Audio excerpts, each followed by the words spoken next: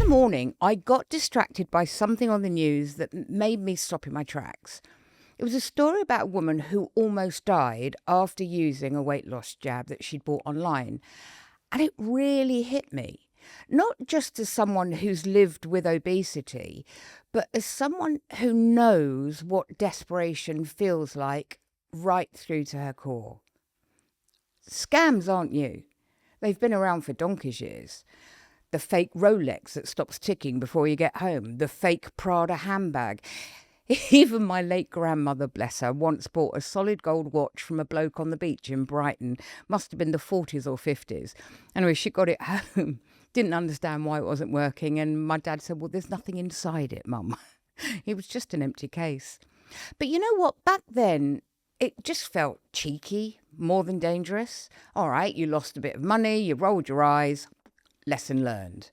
Now, we've gone from fake watches and handbags to fake medication. And that, quite honestly, scares the shit out of me. The world has changed. We've got scammers who are clever, organised, heartless, callous, completely desensitised by greed, cowards hiding behind the screens and targeting people who are exhausted, scared, and desperate for help. It's not just dodgy handbags anymore. We're talking fake chargers and batteries for e-bikes that explode, toys with toxic coatings in ingestible parts for children, and now fake weight loss jabs in unregulated vials and pens filled with God knows what. The woman in the news, she was a mum. Her young daughter will forever be traumatised by seeing her mother collapse in front of her, struggling to breathe. Now, thankfully, she had the sense to call her mum's friend, who rushed over, and thankfully, she survived. But it could very easily have gone the other way. And here's the bit that stayed with me, and I say this kindly. She wasn't obese.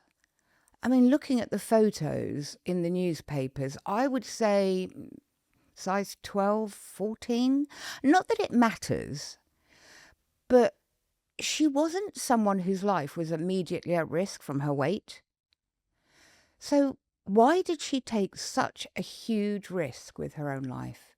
And before we judge her, we need to be really honest here. We have taken risks too. Maybe not with fake meds, but with extreme diets, dodgy supplements, starvation, laxative, all sorts of things. Because when we're desperate, we do desperate things. What's that old saying? Desperate times call for desperate measures. So let's just ground this in reality for a moment. In the last couple of years, the MHRA, that's the Medicines and Healthcare Products Regulatory Agency in the UK, they've gone from basically 0 reports of fake weight loss pens to hundreds of seizures. We're talking counterfeit Ozempic, Saxenda pens, fake semaglutide powders in vials, which people are told to mix at home, mislabeled products that actually contain insulin, not weight loss medication. Imagine that. Imagine thinking you're taking something to help you lose weight safely, and you're actually injecting insulin that sends your blood sugar crashing so low you end up in A&E with hypoglycemic shock. This isn't just shady websites in far-flung countries.